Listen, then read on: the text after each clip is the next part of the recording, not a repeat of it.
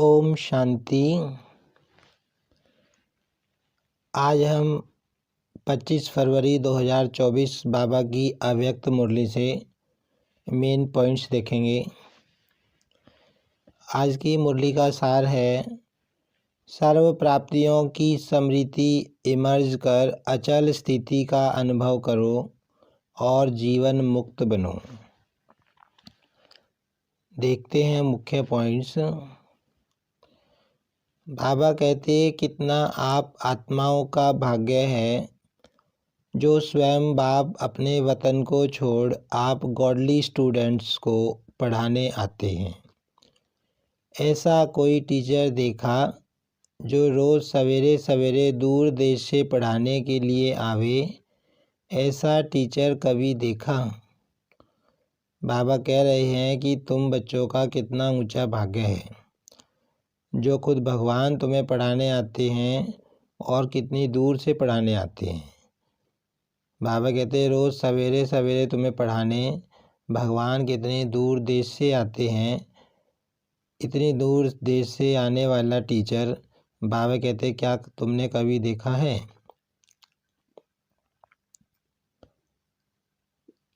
बाबा कहते बाबा तुम्हें रोज़ शिक्षक बनकर पढ़ाने आते हैं और कितनी सहज पढ़ाई पढ़ाते हैं। सिर्फ 2 शब्दों की पढ़ाई पढ़ाते हैं, आप और बाप। इन 2 शब्दों में ही चक्र और ड्रामा और कल्प वृक्ष इन सब की नॉलेज समाई हुई है। बाबा कहते कि बाप तुम्हें कितनी सहज पढ़ाई पढ़ा रहे हैं, तुम्हारा कितना ऊंचा भाग्य है।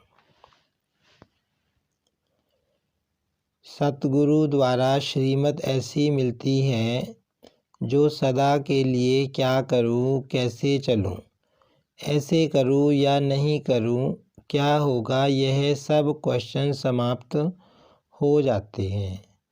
अब बाबा समझा रहे हैं कि बाबा तुमको सतगुरु के रूप में भी मिला है।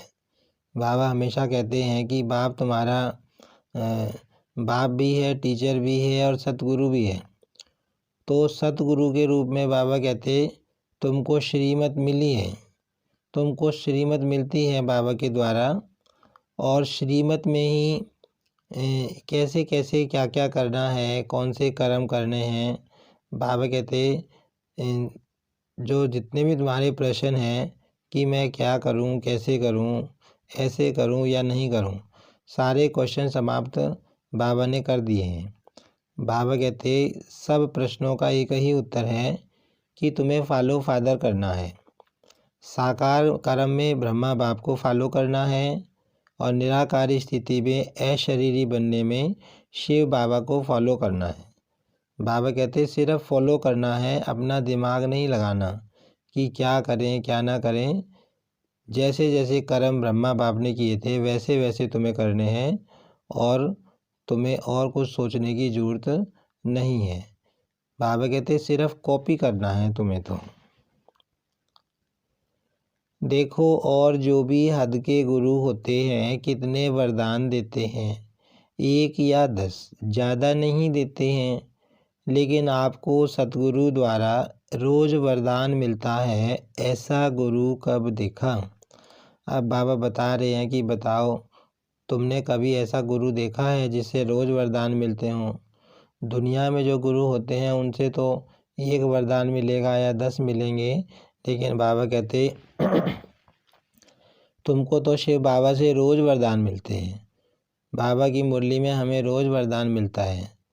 तो बाबा पूछ रहे हैं बताओ तुमने कभी ऐसा गुरु देखा? नहीं देखा ना। बाबा कहते कल्प कल्प तुम देखोगे और बाबा ही तुम्हें मिलेगा। तो बाबा ने कहा कि तुम्हें क्या करना है, तुम्हें इतना ऊंचा भाग्य मिला है, बाप मिला है, ऐसा गुरु मिला है, ऐसा सतगुरु मिला है।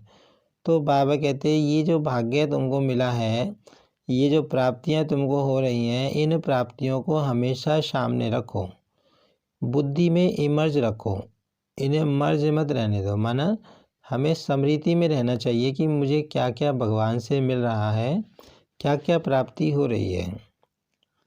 बहुत सहज पुरुषार्थ है, प्राप्तियों को इमर्ज रखो। जब से ब्राह्मण बने तब से अपने भाग्य को स्मृति में रखो, हलचल में नहीं आओ, अचल बनो। बाबा समझा रहे हैं कि जो तुम पुरुषार्थ करते हो उसमें कभी कभी मेहनत करनी पड़ती है, कभी कभी कोई रुकावट आ जाती है, परिस्थिति आ जाती है। तो बाबा कहते हैं वो मेहनत से छूटने का एक ही साधन है कि हमेशा जो तुमको प्राप्तियां हो रही हैं उनकी स्मृति को इमर्ज रखो, हमेशा बुद्धि में स्मृति रहे, हमेशा याद रहे कि हमें क्या क्या मिल रहा है। फिर बाबा ने एक बात और बताई कि अब हमेशा अपना भाग्य याद रखो और एक जो तुम्हारा यादगार अचल घर बना हुआ है उस अचल घर को याद हमेशा रखो। जब भी तुम हलचल में आओ तो हमेशा याद करो कि हमारा ही यादगार अचल घर है, माना हम ही कभी ना कभी अचल बने थे, अचल अडोल बने थे। तो बाबा कहते बुद्धि की हलचल तुम्हारी समाप्त हो जाएगी। बाप दादा इस वर्ष के बाद हर बच्चे को जीवन मुक्त स्थिति में देखेंगे। भविष्य में जीवन मुक्त होंगे, लेकिन संस्कार जीवन मुक्त के अभी से ही इमर्ज करने हैं। बाबा कह रहे थे कि तुम्हें इस वर्ष जीवन मुक्ति स्थिति की प्राप्ति करनी है। जीवन मुक्त स्थिति का मतलब क्या होता है? जीवन मुक्त स्थिति का अर्थ होता है कि हम जीवन जी रहे हैं, समस्याएं आ रही हैं, परिस्थितियां आ रही हैं, माया आ रही है, लेकिन हमारे ऊपर कोई असर नहीं हो रहा। हम उड़ते जा रहे हैं, फरिश्ते के समान आगे बढ़ते जा रहे हैं। तो बाबा कहते जीवन मुक्ति स्थिति तो तुम्हारी सतयुग में होगी, लेकिन उसके संस्कार तो तुम्हें यहीं धारण करने हैं। निरंतर कर्म योगी, निरंतर सहज योगी और निरंतर जीवन मुक्त आत्मा के संस्कार बाबा कहते अभी से तुम्हें अनुभव लाने हैं। फिर बाबा ने बताया कि बाप दादा ने बच्चों को इशारा दिया है कि जो समय का परिवर्तन है, आप विश्व परिवर्तक आत्माओं के लिए इंतज़ार कर रहा है। बाबा कहते समय भी आपका इंतज़ार कर रहा है। आप प्रकृति पति आत्माओं का विजय का हार लेकर आह्वान कर रही है। समय विजय का घंटा बजाने के लिए आप भविष्य राज्य अधिकारी आत्माओं को देख रहे हैं कि कब घंटा बजाएं। बाबा कहते प्रकृति भी आप आत्माओं का आह्वान कर रही है कि कब तुम संपूर्ण बनोगे, कब तुम बिल्कुल जीवन मुक्त बनोगे। और फिर बाबा ने बताया कि जो भगत आत्माएं हैं वह भी सदा यही याद करती रहती हैं कि हमारे पूज्य देव आत्माएं हमारे ऊपर प्रसन्न हों और हमें मुक्ति का वरदान देंगे। बाबा कहते हैं भगत भी तुम्हारा इंतज़ार कर रहे हैं कि कब तुम संपूर्ण बनकर उनकी आश मुक्ति की पूरी करो। दुखी आत्माएं पुकार रही हैं कि कब दुख हरता सुख करता।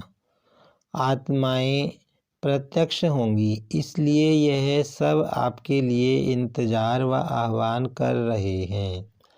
बाबा कहते एक तरफ दुखी आत्माएं भी इंतज़ार कर रही हैं, पुकार कर रही हैं, तुम्हारा आह्वान कर रही हैं कि जो रहम दिल विश्व कल्याणकारी आत्माएं हैं वो कब हमारे दुख दूर करेंगी, हमें सुख देंगी। माना बाबा हमेशा हमें कौन सा टाइटल देते हैं कि तुम विश्व कल्याणकारी आत्मा हो, तुम्हें सबको सुख देना है। तो बाबा कहते तुम्हारा सब इंतज़ार कर रहे हैं कि तुम कब मुक्त बनो, इसीलिए बाबा कहते तुम पुरुषार्थ करो और जीवन मुक्ति को धारण करो, मुक्त बनो, मुक्ति का दान देने वाले मास्टर दाता बनो। बाबा कहते तुम्हें विश्व परिवर्तन की जिम्मेवारी का ताजधारी बनना है। बाबा ने कहा तुम जिम्मेवार हो, विश्व कल्याण के जिम्मेवार हो। फिर बाबा ने ये भी पूछा कि क्या तुमको रहम नहीं आता? जो दुखी आत्माएं पुकार रही हैं उनकी पुकार तुम्हें सुनाई नहीं देती। माना बाबा का भाव क्या है कि हम बच्चे जल्दी जल्दी से संपूर्ण बन जाएं और विश्व परिवर्तन हो जाए और जो दुखी आत्माएं हैं उनको मुक्ति मिल जाए, वो परम धाम में जाकर बैठ जाएं। क्योंकि आत्माएं बहुत दुखी हैं। जो भी डायरेक्शन मिलते हैं डायरेक्ट बाप द्वारा मिलते हैं, चाहे निमित्त आत्माएं दादियों द्वारा मिलते हैं, उसको रिगार्ड देना अति आवश्यक है। इसमें न बहाना देना न अलबेलापन करना। बाबा मधुबन वासियों से बात कर रहे थे और कह रहे थे कि जो भी दादियों के द्वारा डायरेक्शन मिलते हैं असल में वो बाप दादा के डायरेक्शन होते हैं, तो उन डायरेक्शन को हमेशा फॉलो करना चाहिए, मानना चाहिए। बाबा कहते हैं उसमें अलबेला नहीं बनना चाहिए। बाबा कहते हैं बहुत अच्छे बच्चे भी हैं, पुरुषार्थी बच्चे भी हैं जो हर बात में हाजी करते हैं और आगे नंबर ले लेते हैं। तो बाबा कहते तुम्हें भी हर बात में हाजी करना चाहिए। जो भी डायरेक्शन मिलती हैं, जो भी निर्देश आते हैं, उनको हाजी कर कर उनको मानना चाहिए, टालना नहीं चाहिए। बाबा मधुबन वासियों से कह रहे थे। आज की मुरली में वरदान है, ब्राह्मण जीवन में एक बाप को अपना संसार बनाने वाले स्वतः और सहज योगी भव। ब्राह्मण जीवन में सभी बच्चों का वायदा है, एक बाप दूसरा न कोई। जब संसार ही बाप है, दूसरा कोई है ही नहीं, तो स्वतः और सहज योगी स्थिति सदा रहेगी। अब बाबा कहते हैं कि जब से बाबा के बच्चे तुम बने तो तुमने क्या वायदा किया। भक्ति मार्ग में भी तुम वायदा करते थे कि भगवान जब आप आओगे तो हम आपके सिवाय किसी को याद नहीं करेंगे। तो बाबा कहते तुम्हारा वायदा है कि मेरा तो एक शिव बाबा, दूसरा ना कोई। माना तुम्हारा तो संसार ही बाबा बन गया है। तो बाबा कहते जब तुम्हारा संसार ही बाबा बन गया है फिर तो सहज योगी स्थिति बन ही जाएगी। माना फिर तो निरंतर बाबा ही याद आएगा जब संसार ही बाबा है। अगर दूसरा कोई है तो मेहनत करनी पड़ती है। बाबा कहते अगर बाबा के साथ साथ दूसरा भी कोई है, दूसरे के साथ भी बुद्धि जुड़ी हुई है। बाबा कहता है ना कि तुम्हें सिर्फ मुझे याद करना है, मेरे साथ बुद्धि जोड़नी है। तो इसका मतलब ये नहीं है कि हम अन्य आत्माओं के साथ रहेंगे नहीं, उनके हिसाब से काम नहीं करेंगे या उनका ध्यान नहीं रखेंगे। इसका अर्थ ये होता है कि हम काम तो सारे करेंगे लेकिन बुद्धि से बाबा को ही याद करेंगे। बाबा से शक्ति लेके उन सब आत्माओं को भी देंगे, उनका भी सहयोग करेंगे, उनको भी बाबा कहते देंगे। तो बाबा कहते अगर बाप के साथ साथ तुम किसी दूसरी आत्मा से भी जुड़े हुए हो तो फिर तुम्हें मेहनत करनी पड़ेगी। यहाँ बुद्धि न जाए वहाँ जाए, लेकिन एक बाप ही सब कुछ है तो बुद्धि कहाँ जा नहीं सकती। बाबा कहते जब कोई दूसरा होगा ही नहीं, जब संसार ही बाबा बन जाएगा फिर बुद्धि कहाँ जाएगी, कहीं नहीं जाएगी। ऐसे सहज योगी सहज स्वराज्य अधिकारी बन जाते हैं। बाबा कहते जिन बच्चों ने बाबा को ही संसार बनाया है वो आत्माएं सहज योगी बन जाती हैं, सहज स्वराज्य अधिकारी बन जाती हैं। उनके चेहरे पर रूहानियत की चमक एक रस एक जैसी रहती है। स्लोगन है, बाप समान अव्यक्त व विदेही बनना, यही अव्यक्त पालना का प्रत्यक्ष सबूत है। आज की मुरली से स्वमान लेंगे, मैं आत्मा सहज योगी हूँ। ओम शांति।